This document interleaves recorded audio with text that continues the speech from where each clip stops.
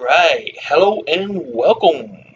This is the first recorded video I've had since coming back. And I'm doing a video on Woody Guthrie.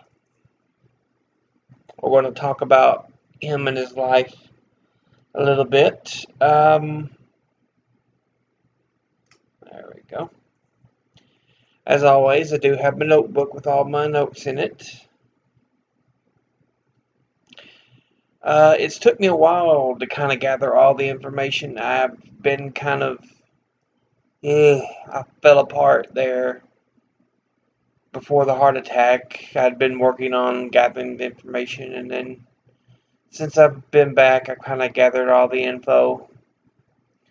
But that's what we're going to talk about today is the life and times of Woody Guthrie. And if you do not know who Woody Guthrie is, well, he is probably best known for the song writing and performing the song "This Land Is Your Land, This Land Is My Land, from the California to the New York Island." So yeah, that's probably his most famous song.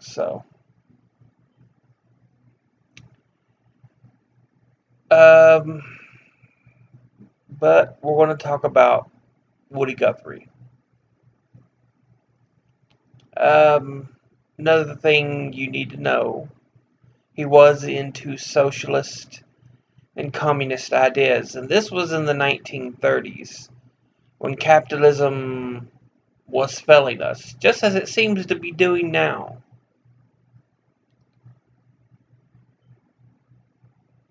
So some socialism might not be such a bad thing.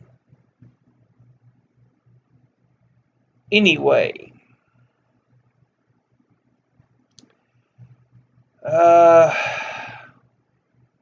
let's find about Woody Guthrie, shall we?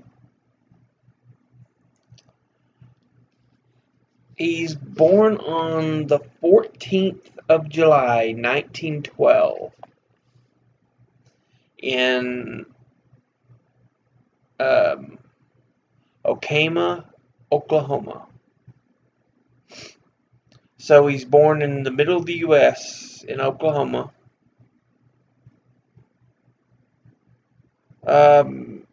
His mother, Nora Bell, was institutionalized from what was diagnosed several times as a disease, as different diseases, but found out and diagnosed later as Huntington's disease when Woody was 14.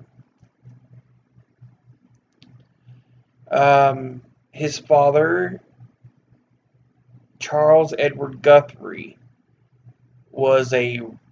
held several positions. For example, real estate agent, politician, and Woody would even admit that his father was a member of the revived KKK.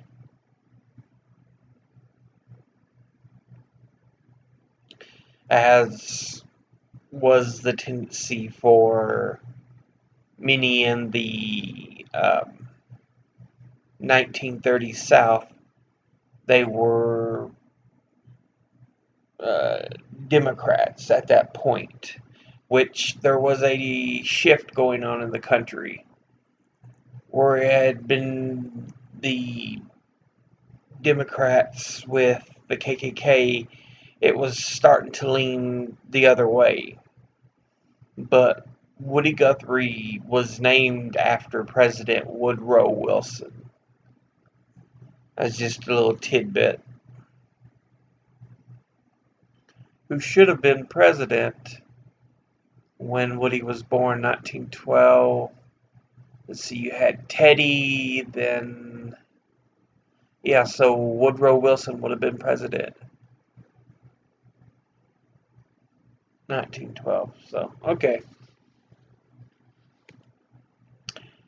Um, Guthrie was an avid reader and often thought of as a bright by the teachers, but dropped out of in his fourth year of high school and did not graduate. So he's pretty close to having his education finished, but drops out, even though he's already thought of as fairly intelligent and loves to read. So he's still a fairly intelligent man, even though he's later wanted to be known as a man of the people. Um, During his teens, Guthrie was exposed to all kinds of music. He learned some traditional English and Scottish songs from his parents' friends. He started playing harmonica after listening to an African American boy named George, and later played with him. Um, in 1929, at the age of 18, Woody Guthrie joined his father, who by that point had moved to Pampa, Texas. There, Guthrie moved to be with his father while his mother was institutionalized. The following year, in 1930, he married his first wife, Mary Jennings. But that same year, his mother died in the Oklahoma hospital um, for the insane from the Huntington's disease. So he got news of that. During the Dust Bowl of the 30s, Woody went ahead and moved out to California, looking for work. He got a job at radio station KFVD, performing by himself and his radio partner Maxine Lefty Lou Chrisman. So, I mean, he ends up being on the radio, so he's got musical talent already at this point, and it's seen. So now he's being heard over the airwaves. Um, Guthrie met Ed Robin, who became a political mentor, and introduced him to Will Geer, who in turn introduced him to John Steinbeck, who is famous for writing The Grapes of Wrath. So, yeah, he started running in some interesting circles. Um, Altogether, Guthrie and Robin ran in socialist and communist party circles, um, even writing a column in the communist paper between May of 1939 and January of 1940. So, like I said, he's very interested in the ideas of communism and socialism. Because in 1930s, capitalism was failing. So you can see how that kind of happened, and it seems to be the same thing today. You take out the safety nets, the regulations, and suddenly it's only the rich who get richer.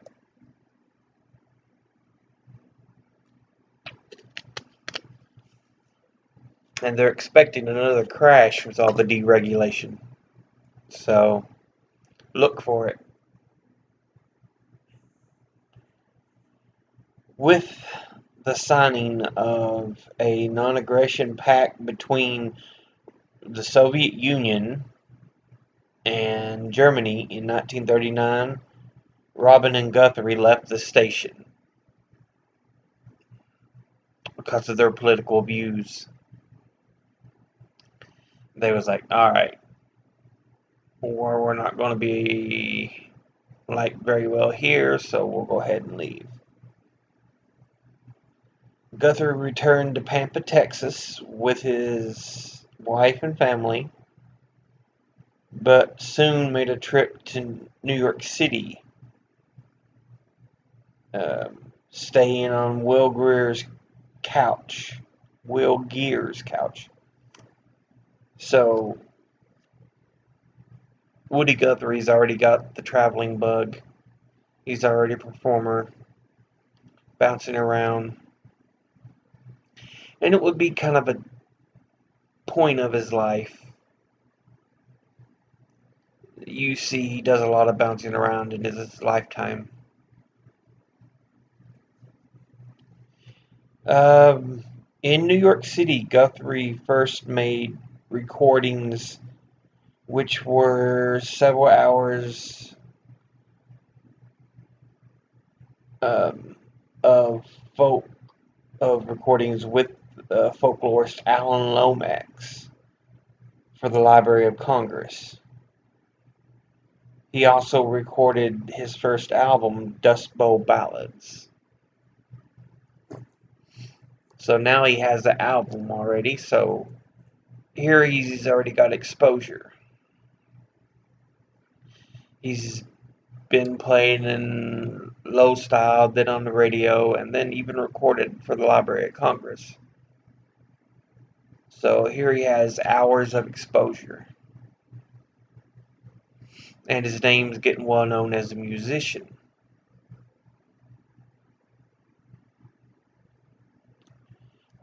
In February of 1940, he wrote his most famous song, This Land Is Your Land.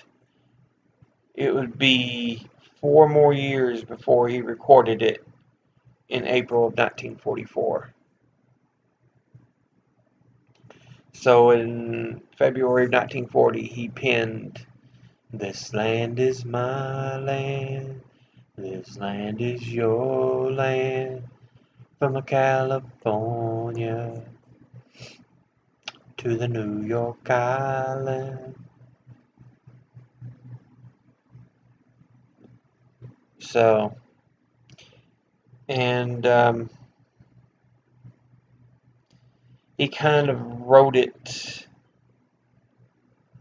because the song that, besides the national anthem that school kids sung, was a song by Irving Berlin, but it was all about the beauty and the greatness of the land.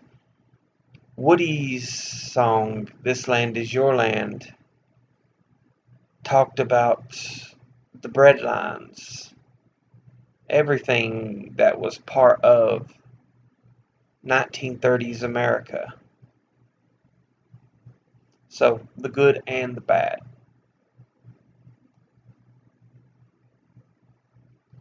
A lot of the bad parts that made America look bad have been left out. So we usually just sing that first part, about the beauty of the land. It's often not sung the rest of it where it talks about the people starving or not finding work. So, in March of 1940, Guthrie met folk singer Pete Seeger. The following month, Guthrie and Seeger lived in sculptor Harold Ambellin's loft. He found success as a guest on CBS Radio's Back Where I Come From, and used his influence to get a spot on the show for his friend Huddy Leadbelly Ledbetter. If you don't recognize that name, he is the original singer of in the pines, where the sun don't ever shine, I'll shiver the whole night through. And of course, Nirvana remade it. But yeah, that's probably a song of his you'd recognize. So, but he was also a folk singer um, in the '40s, like Woody Guthrie. So here's some of the singers he's hanging out with: Pete Seeger, Leadbelly, and some of these others who are turning out to be pretty big names. Um, anyway, in September of 1940, Guthrie started to host the Monroe Tobacco Company's radio program at $180 a week, which in 1940 is pretty big money. 180 a week. I mean, that's 360 every 2 weeks and 720 a month. I mean, it's kind of sad that even now, 720 a month. I don't think it's too far from minimum wage. So you can imagine in 1940 when he's getting that 180 a week, it would be like so much more. It'd be about $400, $500 a week, if not so much more. It's just pretty decent money. Um, he quit after the seventh broadcast because he felt being told what to sing was too restrictive. So the artist in him kind of was like, no, you can't tell me what to sing. I'm the musician. So his family, who had just moved to New York City, packed up with him and they traveled to LA. So he goes from California to New York and back to California. In May of 1941, Guthrie moved to Portland, Oregon. He wrote songs, narrated. He he wrote songs and narrated film promotions. Sorry, I can't read my own writing sometimes. For the Department of the Interior and the Bonneville Power Administration's construction of the Grand Coulee Dam.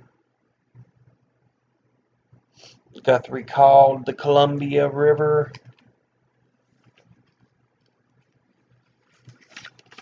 a paradise. So here he's in Portland, Oregon, and he sees the Columbia River and its sights as a paradise. He worked there for a month, writing 26 songs.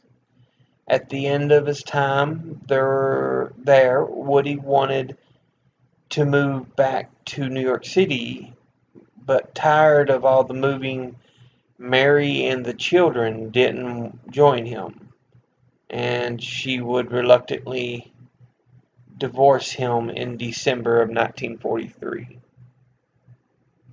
They were, well, she was a Catholic, so getting a divorce, even when the marriage wasn't going well, is not something many Catholics would want to do.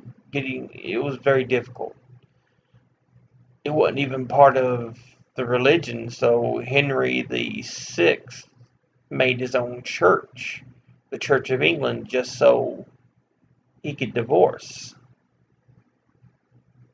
That's why that's one of the reasons there's a split between the Catholic Church and the Church of England.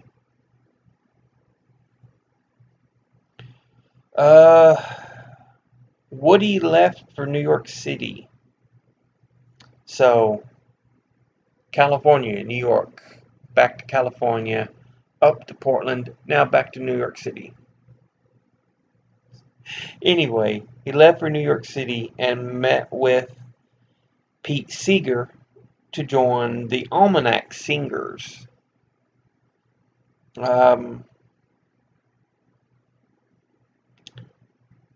So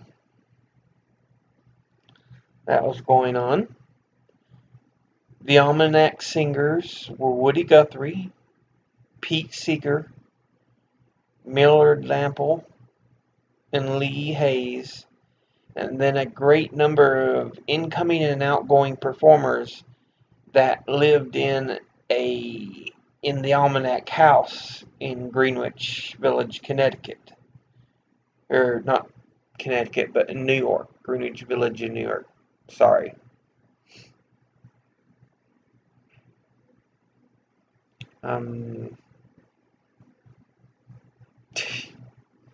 Thinking of the different Greenwiches.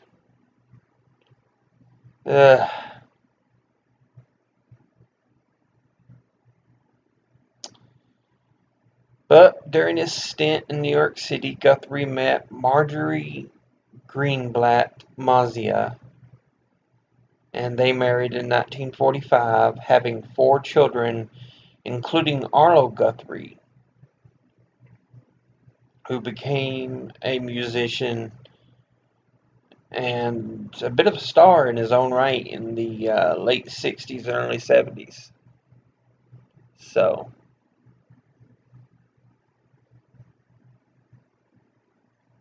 but at this point in 1943,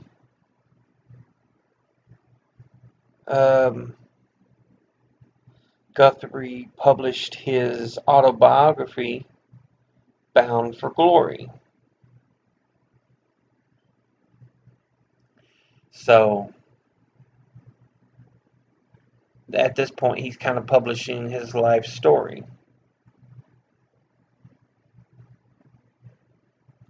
Now, I do want to mention a note. About in 1943, Guthrie joined the Merchant Marines. So, he was with the Merchant Marines, but was soon, after so long, kicked out because of his communist ties and joined the U.S. Army.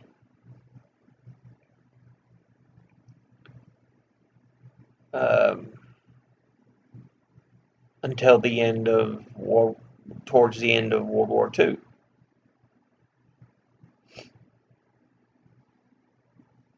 So yeah.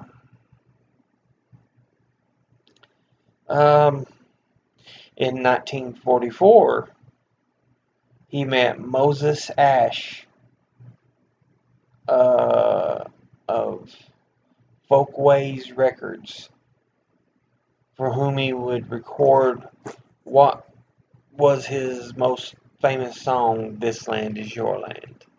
So now he records it. So he wrote it back in 1940, and in 44 he records it. In the late 1940s, Guthrie's health began to deteriorate, leading to an eventual diagnosis of Huntington's disease in 1952. The same illness that took his mother uh, when he was at age, I want to say 14? No, age 19. Yeah. She was diagnosed when he was 14. So it turns out he's got Huntington's as well, which it's now known it is a genetic disorder. Um, so there is that.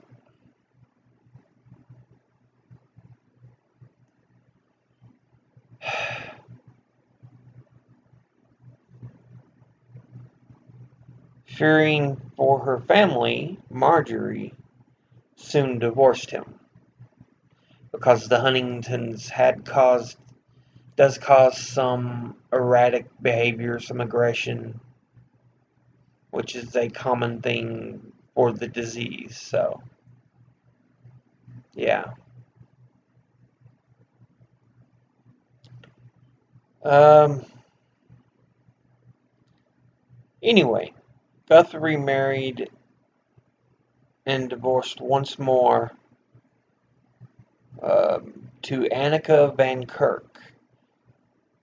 This marriage produced one child who died at 19 and did not the marriage did not last long before they divorced because of his erratic behavior and his anger that the Huntingtons produced in him. It was his last marriage, so uh after a campfire accident, Guthrie would um, temporarily lose use of his arm, but would never again play the guitar. So, the early 50s, he's kind of lost his ability to play. After his divorce from Anarchy, yeah, there we go. Marjorie, his second wife, re-entered his life and helped care for him until his death.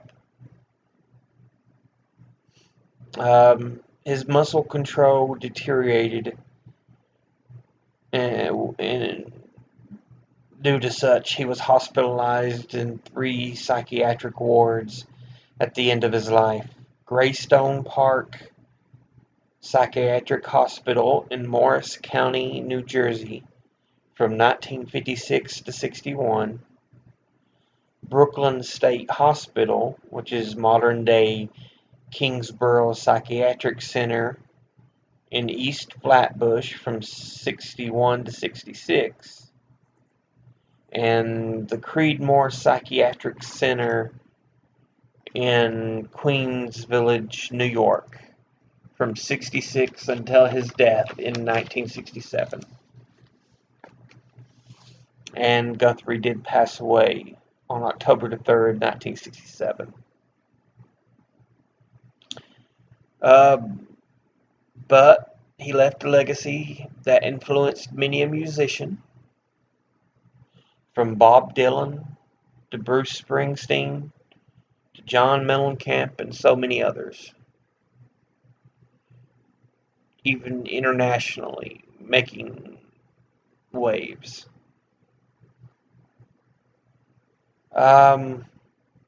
Some of his best songs that I've listened to and I kind of enjoy, that I recommend you listening to, is, of course, This Land Is Your Land. The 1913 Massacre, which is about uh, a mine boss in Calumet, Michigan, sealing in workers during a Christmas festival and causing the death of several workers and children. So, um, Roll on Columbia. Sorry, I keep wanting to say river. Um, and Worried Man Blues. And lastly, I do want to note one of the most famous things you'll ever find if you look at pictures of Woody Guthrie. His guitar always says, "This machine kills fascists." So even though he was communist and socialist, he was anti-fascist. And a lot of people say, well, that can't be, da da da. No, you got to remember, fascism and communism, socialism are not the same things.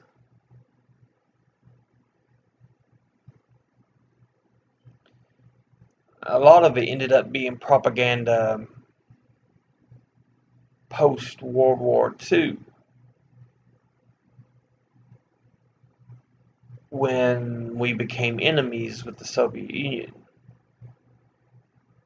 and the Cold War started.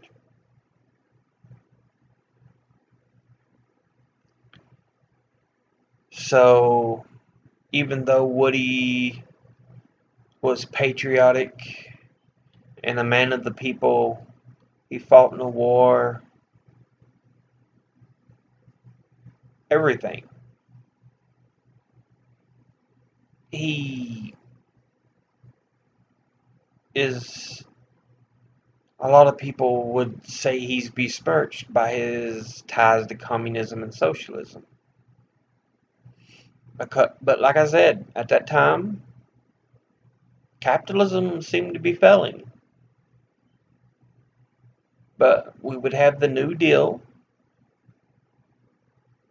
under Roosevelt, and America would rebuild.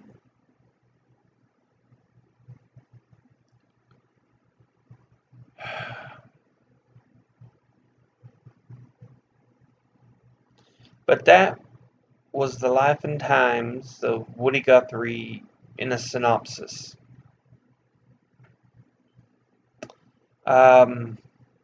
But I do want to say, as always, educate thyself, read, study, learn. Knowledge is power.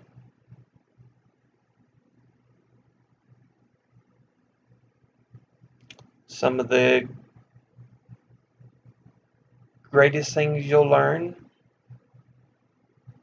are things you learn in unexpected ways.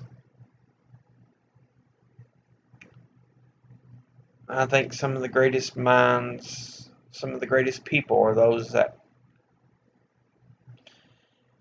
teach along the way.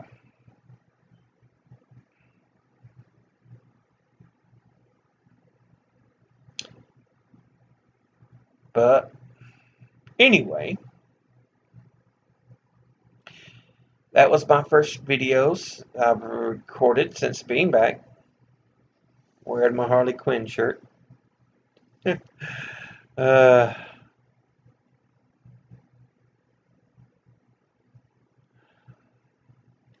if you hadn't noticed, so. But that's it for now. I'll be doing a live stream Friday, and I'll see you all then. Later.